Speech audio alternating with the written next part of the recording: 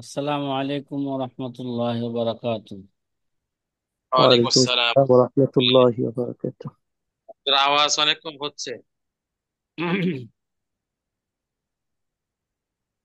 নাহমাদুহু ওয়া নুসাল্লি আলা রাসূলিহিল কারীম, আম্মা বাদ। ফাকাল নবী সাল্লাল্লাহু আলাইহি ওয়াসাল্লাম, মা ইউরিদিল্লাহু বিহি খায়রান ইউফাক্কিহু ফিদ্দীন, আও কামা ক্বালা আলাইহিস সালাতু ওয়াসসালাম।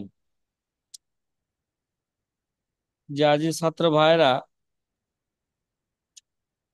আমরা মূল কিতাব শুরু করার আগে কিছু ভূমিকা স্বরূপ কিছু কথা আমরা বলতেছিলাম, আলোচনা করতেছিলাম।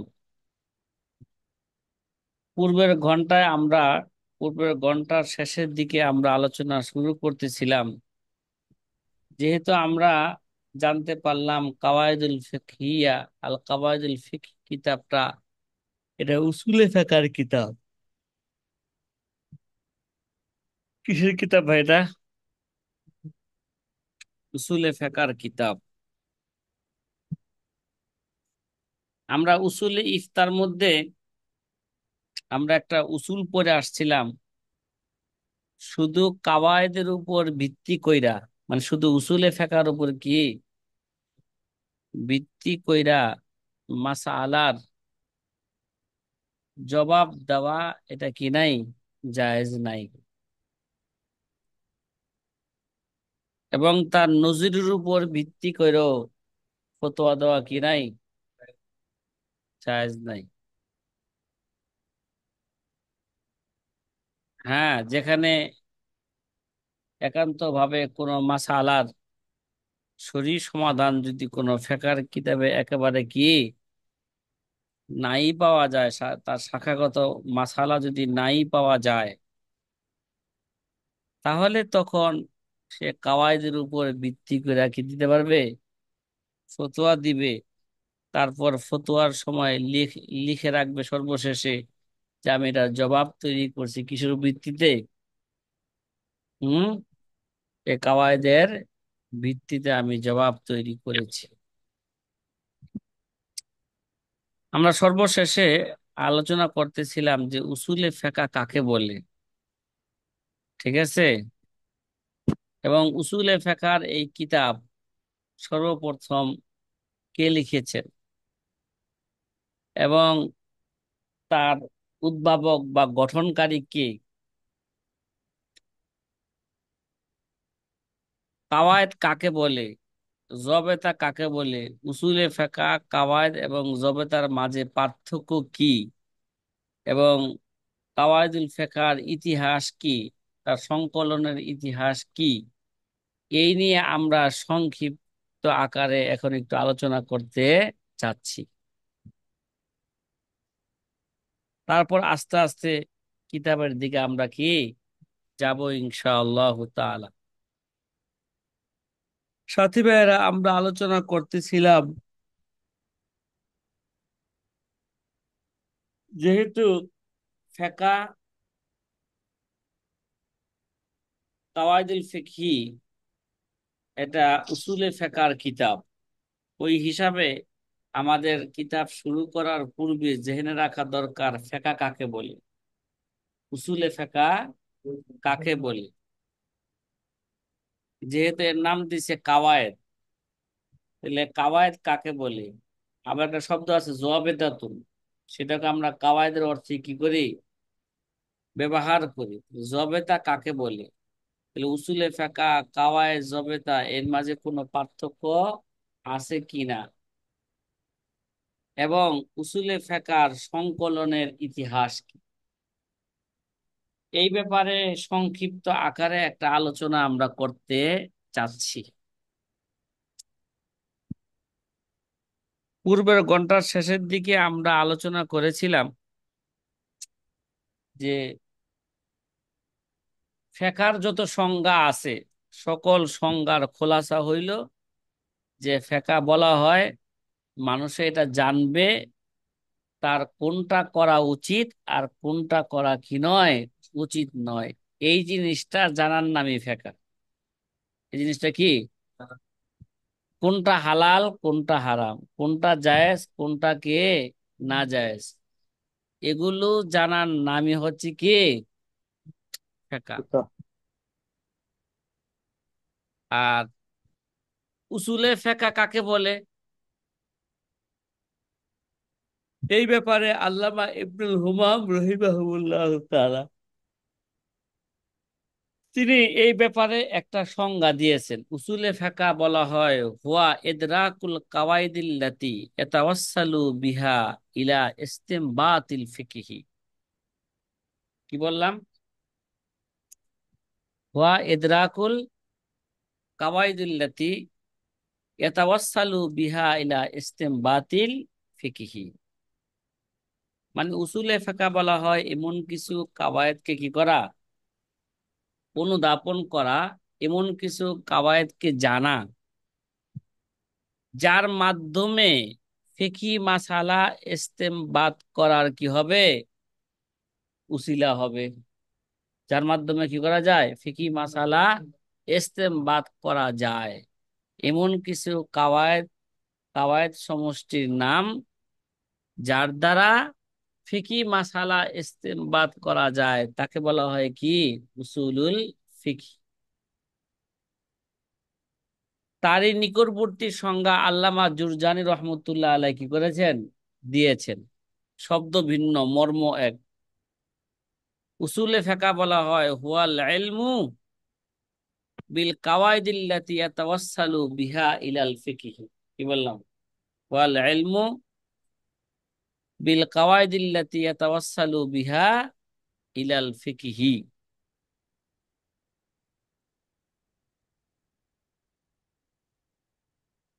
যে যেটা বললাম একে বলা হয় উসুলে ফিকহ। উসুলে ফিকহ উপর কিতাব সর্বপ্রথম কে লিখেছেন, এগুলো উসুলে ফিকহ কে জমা করেছেন, এই ব্যাপারে বলা হয়ে থাকে যে যদিও আলোচনা উসুলে ফিকহর উপর আলোচনা তো নবীজির যুগ থেকে কি হয়েছে, এগুলো শুরু হয়েছে। কিন্তু উসুলে ফিকহর উপর এভাবে যে উসুলে ফিকহ গুলোকে সবগুলোকে জমা কইরা তারতিব দেওয়ার কাজ কে করেছে, সর্বপ্রথম এগুলো কে করেছেন তারতিব দেওয়ার কাজ, এই ব্যাপারে বলা হয়ে থাকে সর্বপ্রথম ইমাম আবু ইউসুফ এবং ইমাম মোহাম্মদ সর্বপ্রথমে উসুলে ফিকহর কাওয়ায়েদ গুলোকে জমা করে তিনি কি দিয়েছেন, এগুলোকে তারতিব দেওয়া, তারতিব দিয়েছেন তারা কারা, সর্বপ্রথমে ইমাম আবু ইউসুফ আর ইমাম মোহাম্মদ রহমতুল্লাহ আলাই। কিন্তু ইমাম আবু ইউসুফ এবং ইমাম মোহাম্মদ রহমতুল্লাহ আলাই এই উসুলে ফিকহর কাওয়ায়েদ গুলো তিনি যে তারতিব দিয়া কি করলেন, সংকলন করলেন, জমা করলেন, এগুলো আহলে এলেম পর্যন্ত কি করেন নাই, সঠিকভাবে পৌঁছে নাই। তাহলে এরপরে যে এই ফোনের যে কদিম এবং গ্রহণযোগ্য এবং উপকারী কিতাব যেটা আমাদের সামনে আসছেন, সেটা হচ্ছে ইমাম শাফি রহমতুল্লাহ আলাইহির কি একটা কিতাব, কিতাবুর রেসালা, কিতাবুর রেসালা। কিতাবুর রেসালা, রেসালার মধ্যে ইমাম শাফি রহমতুল্লাহ আলাই উসুলে ফিকহ কাওয়ায়েদ গুলোকে তিনি কি করেছেন, তারতিব অনুযায়ী সেখানে জমা করেছেন। ইমাম শাফির আরেকটা কিতাব আছে কিতাবুল তিনি কিতাবুল উমের মধ্যে উসুলে ফিকহ নিয়ে তিনি কি করেছেন, আলোচনা আলোচনা করেছেন। তো এই যে উসুলে ফিকহর উদ্ভাবক কে, গঠনকারী কে, এই নিয়ে তিনটা মশহুর মতামত পাওয়া যায়। কয়টা? তিনটা মশহুর মতামত পাওয়া যায়। এক নাম্বার মত হইল উসুলে ফেকার গঠনকারী ইমাম জাফর সাদেক রহিমাহুমুল্লাহ রাদিয়াল্লাহু তাআলা আনহু। ইমাম জাফর সাদেক রহিমাহুমুল্লাহ তাআলা, তিনি 148 হিজরিতে ইন্তেকাল করেন। কত? 148 হিজরিতে। এবং তার পিতা ইমাম বাকের রহমতুল্লাহ আলাই। ইমাম ইমাম জাফর সাদেকের কবর মদিনায় জান্নাতুল বাকির মধ্যে সংরক্ষণ করা আছে এখনো। কি আছে? এখনো সংরক্ষণ করে রাখা হয়েছে। জান্নাতুল বাকির মধ্যে বেশ কিছু কবর সংরক্ষণ আছে, সংরক্ষিত, এখানে আর অন্য কোনো কবর দেওয়া হয় না। তার মধ্যে একটি কবর ইমাম জাফর সাদেকের কবর, যেখানে আর কাউকে কি করা হয় না, দাফন করা হয় না। দ্বিতীয় মত, তাহলে বোঝা গেল প্রথম মত হইল উসুলে ফেকার গঠনকারী মানে উদ্ভাবক ইমাম জাফর সাদেক এবং তার পিতা ইমাম বাকের রহমতুল্লাহ আলাই। সাথী ভাইরা, কথা কি বোঝা আসতেছে? জি জি আলহামদুলিল্লাহ উস্তাদ। আলহামদুলিল্লাহ। আলহামদুলিল্লাহ। আবুল হাসান সিদ্দিক ভাই কোথায় আছেন? মুন্সিগঞ্জে আছেন নাকি দেশে আছেন, বাড়িতে আছেন? না, আছি মুন্সিগঞ্জে, আসছে দেশে যাই নাই এখনো। আমাদের মুন্সিগঞ্জের পানির কি অবস্থা? আমি তো, আমার কাছে কোনো খবর টবর নাই বা খবর নেই এদিকে নাই। না তেমন সমস্যা হয় নাই, পানি টানি উঠে নাই। আচ্ছা আচ্ছা। না, চিন্তা করলাম যে আমাদের মুন্সিগঞ্জ তো আবার ডোবা এলাকা। হ্যাঁ, মুন্সি এদিকে তো সামান্য তো ডুবে যায়। আমাদের ঢাকাও নিচা এলাকা, মুন্সিগঞ্জ ডোবা এলাকা। যে কোনো সময় কুমিল্লা ফেনী থেকে পানি গড়াইতে পারে। এটা পানির নিয়মই, নিচের দিকে সে কি করে, গড়ায়। জি এই জন্য আপনার কাছে জিজ্ঞাসা করলাম যে মুন্সিগঞ্জের পানির অবস্থা কি। জি উস্তাদ জি। জি। দ্বিতীয়, যে উসুলে ফেকার উদ্ভাবক কে, যে এই বিষয় আরেকটা রায় হইল উসুলে ফেকার, দ্বিতীয় রায় হইল উসুলে ফেকার উদ্ভাবক যে ইমামে আজম আবু হানিফা রহমতুল্লাহ। তিনি যেমন ফেকার উদ্ভাবক ছিলেন, তিনি কি উসুলে ফেকারও কি উদ্ভাবক। ইমামে আজম আবু হানিফা রহমতুল্লাহ আলাই এবং আবু হানিফার ছাত্রগণ এই ফনের কি উদ্ভাবক। এটা দ্বিতীয় মত। তৃতীয় মত, এই ফনের উদ্ভাবক ইমাম শাফি রহিমাহুমুল্লাহ তাআলা। কেডা? ইমাম শাফি রহমতুল্লাহ আলাই। এখন আমরা আরেকটা বিষয় জানতে চাইবো, সেটা হচ্ছে এই, এতক্ষণ তো আমরা জানলাম যে উসুলে ফেকা কাকে বলে এবং উসুলে ফেকার উদ্ভাবক কে ছিলেন, এই নিয়ে একটা কি আলোচনা গেল। আরেকটা আলোচনা শুরু হতে যাচ্ছে, সেটা হচ্ছে এই যে একটা আমাদের কিতাবের নাম হলো কাওয়ায়েদুল ফিকহি, ফেকার কাওয়ায়েদ, ঠিক না? তো একটু আগে জানলাম কিতাবটা উসুলে ফেকার কিতাব, তাহলে উসুল এবং কাওয়ায়েদের মাঝে পার্থক্য কি? কাওয়ায়েদ কাকে বলে, উসুল কাকে বলে সেটা জানলাম, উসুলে ফেকা কাকে বলে, কিন্তু কাওয়ায়েদ কাকে বলে? আরেকটা শব্দ আছে জবেতা। কি আছে? জবেতা শব্দ আমরা ব্যবহার করি। তাইলে উসুলে ফেকা, কাওয়ায়েদ এবং জবেতার মাঝে পার্থক্য কি, সেটা আমাদের কি দরকার, একটু জানা দরকার। এর আগে আমরা জানবো, যেভাবে উসুলে ফেকার একটা সংজ্ঞা আমরা জানছি, তদ্রুপ ভাবে কাওয়ায়েদ কাকে বলে এই ব্যাপারে একটা সংজ্ঞা আমরা জানতে চাচ্ছি।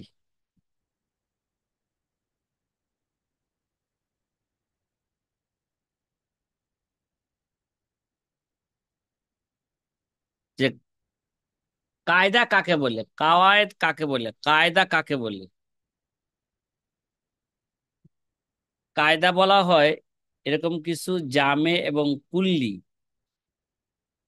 এবং ফিকহি কিছু পরিভাষার নাম। ঠিক আছে? ফিকহি একটা তাবিরের নাম, যেটা সকল জুজিয়াতকে সে কি করে, সকল জুজিয়াতকে সে আয়ত্ত করে। তাকে বলা হয় কি কাওয়ায়েদ। এই কথাটাকে আল্লামা জুরজানি রহমতুল্লাহ আলাই এইভাবে উল্লেখ করেছেন, আল কায়েদাতু হিয়া কজিয়াতুন কুল্লিয়াতুন মুনতাবিকাতুন আলা জামিয়ে জুজইয়াতিহা। কি বললাম বলেন তো ভাই? কায়দা কাকে বলে? আল কায়দাতু হিয়া হিয়া কজিয়াতুন কুল্লিয়াতুন মুনতাবিকাতুন আলা জামিয়ে জুজইয়াতিহা। তে কায়দা বলা হয় এমন কিছু জামে এবং কুল্লি, কুল্লির নাম, যেগুলো সমস্ত জুজিয়াতকে, ফেকার সমস্ত জুজিয়াতকে কি করে, অন্তর্ভুক্ত করে। তার বলা হয় কি কায়দা। আল্লামা শায়েখ আল হামাবি রহমতুল্লাহ আলাই, যিনি আসবাউন নাজারের সারে, এই কিতাবের সারে, তিনি কায়দার একটা সংজ্ঞা দিয়েছেন, আল কায়দাতু কুল্লিয়াতুন ইয়ান্তাবিকু আলা জামি'i জুজিয়াতিহি লিয়াতাআররাফা আহকামাহু মিনহু, লিয়াতাআররাফা আহকামাহু মিনহু। আল্লামা হামাবি রহমতুল্লাহ আলাই তিনি কাওয়াইদুল ফিকার একটা সংজ্ঞা দিয়েছেন, কাওয়াইদের একটা সংজ্ঞা দিয়েছেন, যে কাওয়াইদ এমন কি, এমন জামে এবং কুল্লি, হ্যাঁ, ফিকহি তাবিরের নাম,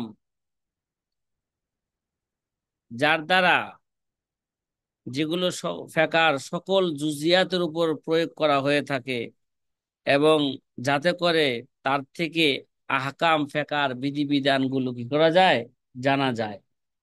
মানে কাওয়াইদের মাধ্যমে ফেকার কি বিধি, ফেকার বিধিবিধান ইস্তেমবাদ করা যায়, বা তার থেকে ফেকার বিধিবিধান জানা যায়।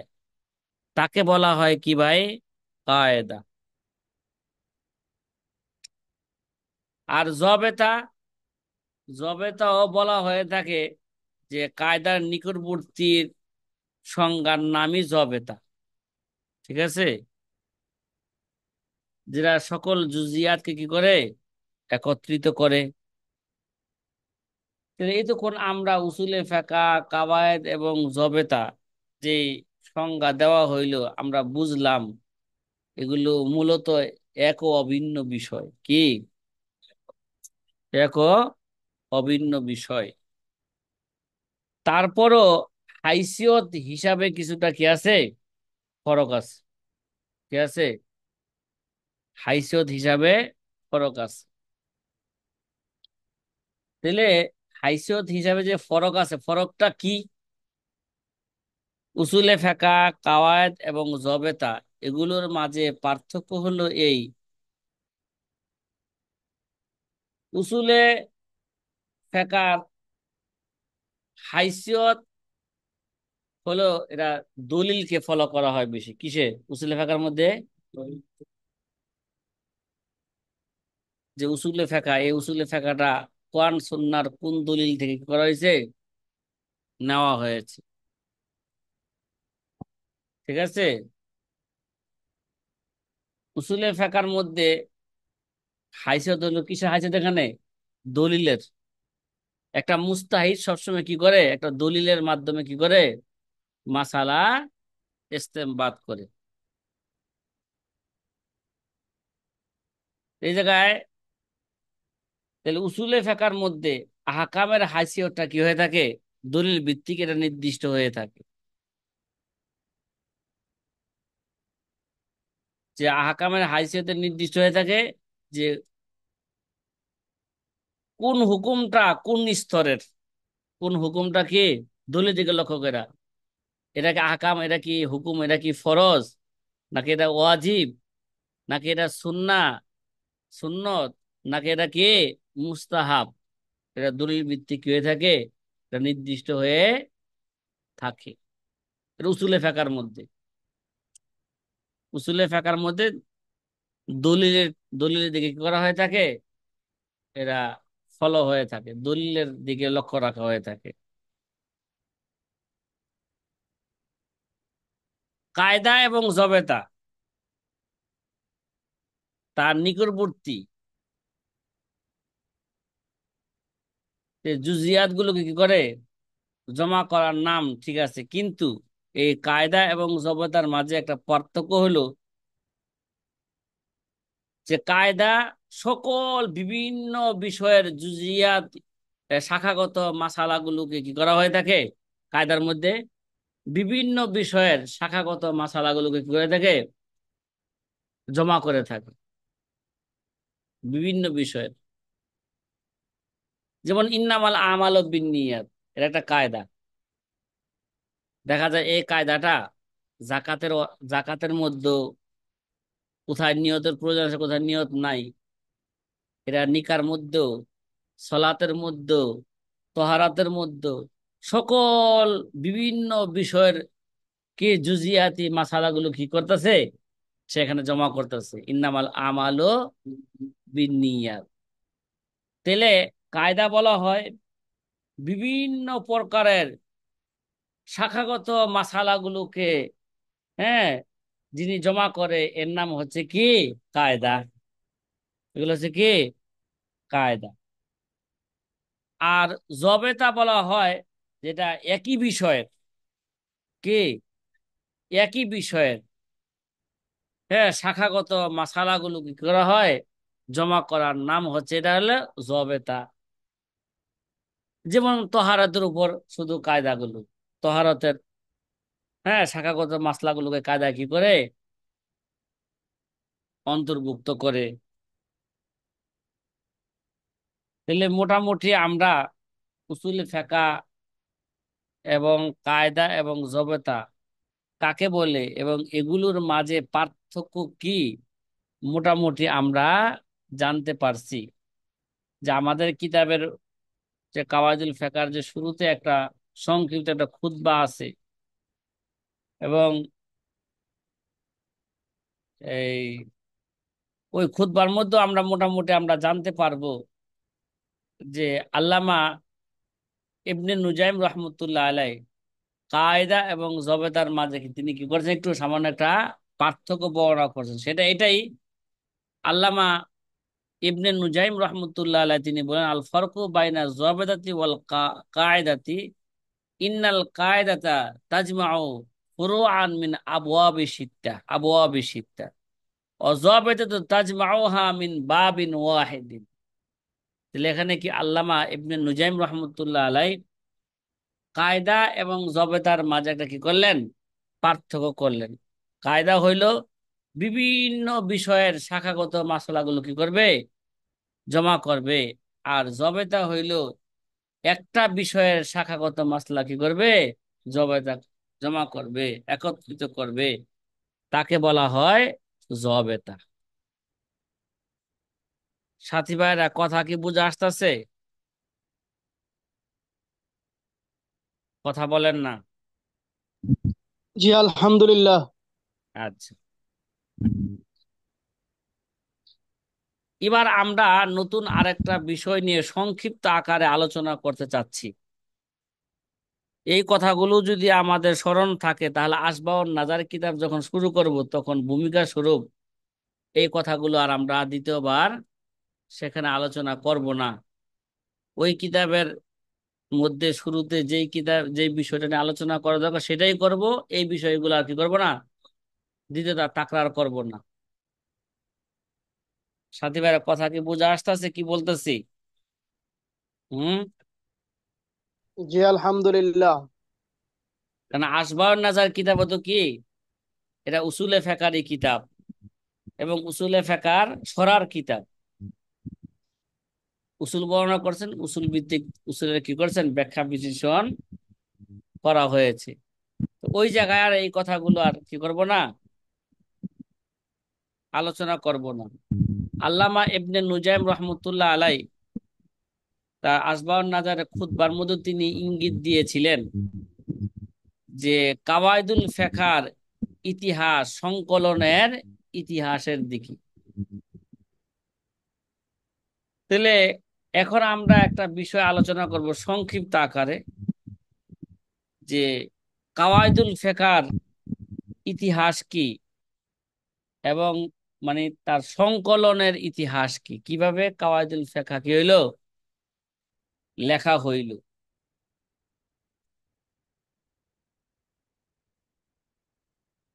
প্রথমে এটা বলা হয়ে থাকে যে কাওয়াইদুল ফিকহার বুনিয়াদ, এরা তো হুজুর সাল্লাল্লাহু আলাইহি ওয়াসাল্লামের যুগ থেকে, সাহাবায়ে কেরামের যুগে, তাবিঈনদের যুগে এটা কি হয়েছে, শুরু হয়েছে। এটা বুনিয়াদি আলোচনা কি হয়েছে, ওই যুগ থেকে কি হয়েছে।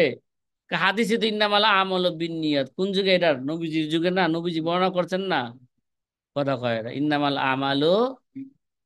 তাহলে বোঝা গেল কাওয়াইদুল ফিকহার বুনিয়াদ এটা তো হুজুর সাল্লাল্লাহু আলাইহি ওয়াসাল্লাম জামানায়, সাহাবায়ে কেরামের জামানায়, তাবিঈনদের জামানার মধ্যে এটা কি হয়েছে, এগুলো শুরু হয়েছে, যেগুলোকে আইম্মায়ে মুজতাহিদগণ এবং তাদের আসহাব ছাত্রগণ কি করছেন, এগুলোকে মুনাসিব ব্যাখ্যা বিশ্লেষণের সাথে সাথে এগুলোকে কি করছেন, তারতিব দিয়েছেন। এবং বহু উলামায়ে কেরাম এই বিষয়ে তারা কি লিখছেন, কিতাবও লিখছেন। এই বিষয়ে কি লিখছেন, মানে কাওয়াইদুল ফিকহার উপর, উসুলে ফিকহার উপর কি লিখছেন, কিতাব লিখছেন।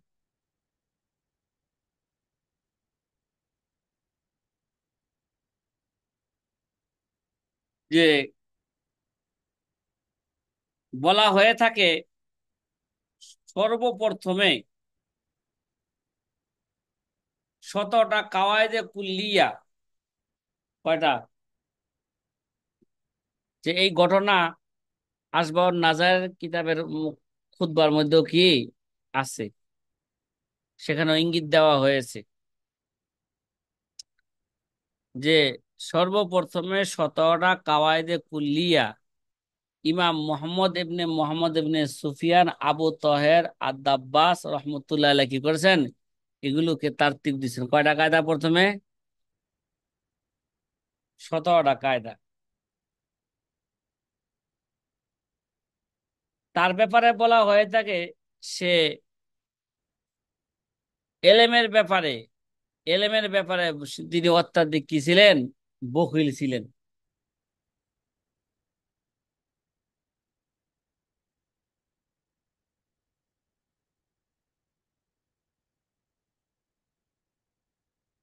যে তার ব্যাপারে এটাও বলা হয়ে থাকে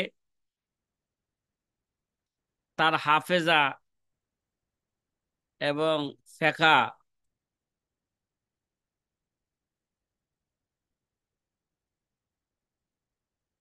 ফেকার ব্যাপারে তিনি খুব কি ছিলেন, হাফেজা খুব, তার স্মরণ শক্তি খুব বেশি ছিল। এবং ফেকার ব্যাপারেও তার মাহারত, তিনি মাহারত ছিল, কিন্তু সে অন্ধ ছিল, ঠিক আছে। কিন্তু অন্ধ থাকলেও তার অনুভূতি শক্তি অনেক বেশি ছিল। কি ছিল, অনেক সময় অন্ধ ব্যক্তিরা অনুভূতি শক্তি কি থাকে, এদের বেশি থাকে। তিনি এই 17টা কায়দাকে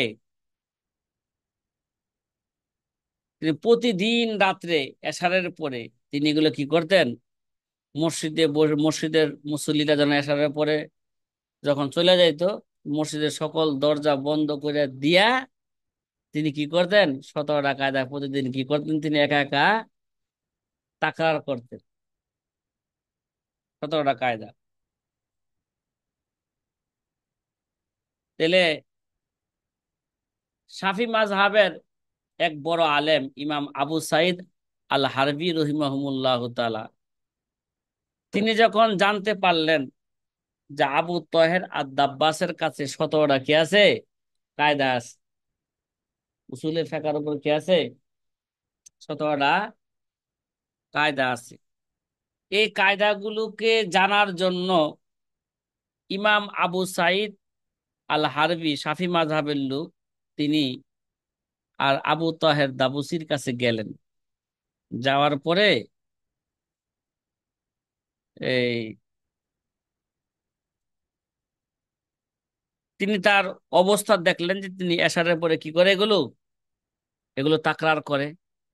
এই জন্য ওগুলোকে জানার জন্য আস্তে করে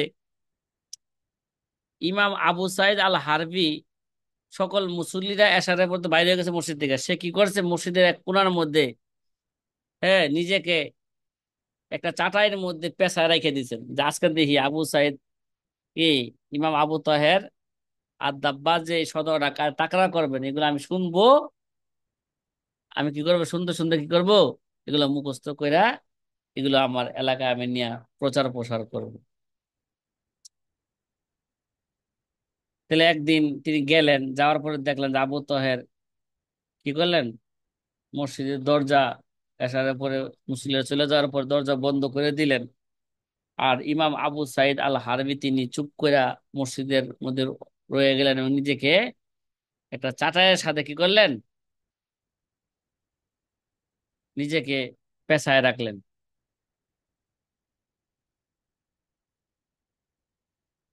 তারপর যখন নাকি 7টা কায়দা তিনি তাকরার করলেন, ওই সময় আবু তহের আর দাব্বাস তিনি অনুধাবন করতে পারলেন মসজিদে মনে হয় কেউ আছেন। তো চাটাই লড়ে কেন, শব্দ হয় কেন, কথা কি বোঝা আসতেছে? তখন সে সাথে সাথে তার কাছে গেলেন, যাওয়ার পরে ধইরা দেখলেন যে মানুষ তো, কি মসজিদের মধ্যে মানুষ কেন? তখন তারে মাইরা মসজিদ থেকে কি করে দিলেন, বের করে দিলেন। এরপর থেকে আর সে মসজিদে কায়দাগুলো তাকরার করা কি করে দিলেন, বন্ধ করে দিলেন। সে আগে বলা হয়েছে সে এলেমের ব্যাপারে কি ছিলেন, সে বখিল ছিলেন, সেজন্য সেই এলেম জানেন, অন্য কেউ এগুলো না জানেন। তাইলে আবু সাইদ হারবি ওইখান থেকে আইসা তার ছাত্রদের কাছে এই 7টা কায়দা কি করলেন, বর্ণনা করলেন। আল্লামা হামাবি রহমতুল্লাহ আলাই বলেন, এই গণনা বর্ণনা করার মাকসাদ হচ্ছে এই, আমাদের বড়রা এই কাওয়ায়েদ গুলোকে অর্জন করার জন্য কত সফর করেছেন। শুধু কাওয়ায়েদ গুলোকে কি করার জন্য, ইমাম আবু ইউসুফের কি কি কায়দা ছিল, ইমাম মোহাম্মদের কি কি কায়দা ছিল, ইমাম আবু হানিফার কি কায়দা ছিল, ইমাম শাফির কি কায়দা ছিল, এগুলোকে অর্জন করার জন্য তারা কি করতেন, সফর করতেন। তাহলে পরবর্তীতে শায়েখ আবুল হাসান কারখি রহমতুল্লাহ আলাইহ, হানাফি মাযহাবের লোক, শায়েখ আবুল হাসান কারখি রহমতুল্লাহ আলাই তে 40টা কি করলেন, 40টা উসুলের উপর, কাওয়ায়েদের উপর একটা রেসালা কি করলেন, তিনি লেখলেন, যার নাম কি একটু আগে শুনে আসছিলাম, উসুলুল কারখি। তারপর তিনি কি করলেন, 40টা কায়দার উপর কি লেখলেন, একটা কিতাব লেখলেন। এরপরে এই কিতাবটাও কাওয়াইদুল ফিকহের শুরুতে মুফতি আমিমুল এহসান কি আল মুজাদ্দিদ আল বারাকাতি রহিমাহুমুল্লাহ দামা নাওয়ারাল্লাহু মারকাতাহু, তিনি কি করেছেন, তিনি একটা তারতিব দিয়েছেন 40টা কায়দার। তারপরে এই কাওয়াইদুল ফিকহ সংকলন করছেন শায়েখ আবু যায়েদ আদ দাবুসি রহিমাহুমুল্লাহ তাআলা তাসিসুন নজর নামে কিতাবের মধ্যে। কোন কিতাবের মধ্যে, তাসিসুন নজর। যে তাসিসুন নজরের মধ্যে 77টা কায়দা উল্লেখ করা হয়েছে। কয়টা কায়দা, 77টা। এই কায়দাগুলো আল্লামা আমিমুল এহসান রহমতুল্লাহ কি করেছেন, জমা করে দিয়েছেন। এরপরে এর উপর অনেক কিতাব কি করা হয়েছে, এই বিষয়ের উপর অনেক কিতাব লেখা হয়েছে। তার মধ্যে থেকে আল্লামা ইবনে নুজাইম রহমতুল্লাহ আসবাউর নাজারের কিতাব, কি আসবাউর নাজায়ের কিতাব এই ব্যাপারে একটা জামে মানে কিতাব। এবং এই ব্যাপারে তারই ধারাবাহিকতা বজায় রেখে যে সর্বশেষে আমাদের সামনে উসুলে ফেকার উপর বা কাওয়াইদুল ফেকার উপর যে কিতাব আসলো সেটা হচ্ছে মুফতি আমিমুল ইহসানের কিতাব। মুফতি কে? তিনি পূর্বের আকাবেরদের যত উসুল আছেন সেগুলো কি করেছেন, সকল উসুলগুলোকে তিনি কাওয়াইদুল ফেকার মধ্যে কি করে দিয়েছেন, একসাথে জমা করে দিয়েছেন। আগেও বলছিলাম আল্লামা মুফতি আমিবুল এহসান, নওয়ার আল্লাহ মারকাদাহু, তার এই কাওয়াইদুল ফেকার এই কিতাব, যদিও এই কিতাবের শিরোনামে এই কিতাবের মধ্যে তিনি কয়টা রেসালা উল্লেখ করছেন? 5টা রেসালা। 1 নম্বরে উসুলুল কারখি, নাকি? 2 নম্বরে ওই যে তাসিসুন নজরের যে কিতাব, মধ্যে 77টা উসুল বর্ণনা করা হয়েছে। হ্যাঁ, যেমন উসুলুল মাসাইল খালাফিয়া বলা হয়েছে, নাকি? ইখতিলাফি মাসালা, আবু হানিফার মাঝে তার ছাত্রের মাঝে কি ইখতিলাফি উসুল আছে। হ্যাঁ, আবু হানিফার মাঝে, আহনাফের মাঝে এবং ইমাম মালিকের মাঝে ইখতিলাফি কি উসুল আছে। আহনাফের মাঝে এবং ইমাম শাফির মাঝে ইখতিলাফি কি উসুল আছে। নিজেদের মধ্যে হানাফি মাযহাবের উলামাদের মাঝে কি ইখতিলাফি কি উসুল আছে। এগুলো এরকম 77টা উসুল সেখানে কি করছেন, বর্ণনা করছেন আল্লামা আমিমুল ইহসান রহমতুল্লাহ আলাই উসুলুল মাসাইল খালাফিয়া নামে। তৃতীয় কিতাব কাওয়াইদুল ফিকহ, যার মধ্যে কি করছেন, হ্যাঁ, ফেকার 426টা কায়দা কি করছেন, বর্ণনা করছেন। তারপরে যে একটু আগে আমরা বলছিলাম এগুলো, তারপর 74 নাম্বার কিতাব ছিল এখানে, তার কিতাব কি ছিল, তারিফাতুল ফিকহিয়া। এই তারিফাতুল ফিকহিয়ার মধ্যে তিনি 4076টা পরিভাষা কি করছেন, না 3076টা পরিভাষা তিনি এখানে উল্লেখ করেছেন। 3076টার শব্দের মর্ম কি, পরিভাষায় তাকে কি বলা হয়ে থাকে, হ্যাঁ, ফুকাহায়ে কেরামের মাঝে শব্দটা কোন অর্থে ব্যবহার হয়ে থাকে, এরকম শব্দ কয়টা আনছে উল্লেখ করছেন, 3076টা শব্দের পারিভাষিক সংজ্ঞা সেখানে কি করছেন, তিনি উল্লেখ করেছেন। সর্বশেষে তো আদাবুল মুফতি নামে একটা কি লিখছেন কিতাবও সেখানে সংযোজন করা হয়েছে। সাথী ভাইরা, কথা কি বুঝা আসতেছে? হ্যাঁ, আমরা যে কিতাবটা এখন দর্সের মধ্যে পড়বো সেটা কোন কিতাবের নাম কি, আল কাওয়াইদুল ফিকহিয়া, বা সংক্ষেপে বলা হয় কাওয়াইদুল ফিকহি। এই কিতাবের কাওয়াইদুল ফিকহার একটা কিতাবের একটা উর্দু সরা মার্কেটে এখন পাওয়া যায়। কি পাওয়া যায় সাথী ভাইরা? একটা উর্দু উর্দু সরা সরা। মার্কেটে পাওয়া যায়। যদি আপনারা পারেন এই উর্দু সরাটাকে সংরক্ষণ করবেন। সংরক্ষণ করলে সমস্ত কথা তো, কাওয়াইদের ব্যাখ্যা বিশ্লেষণ তো একেবারে মিন ও আন সবকিছু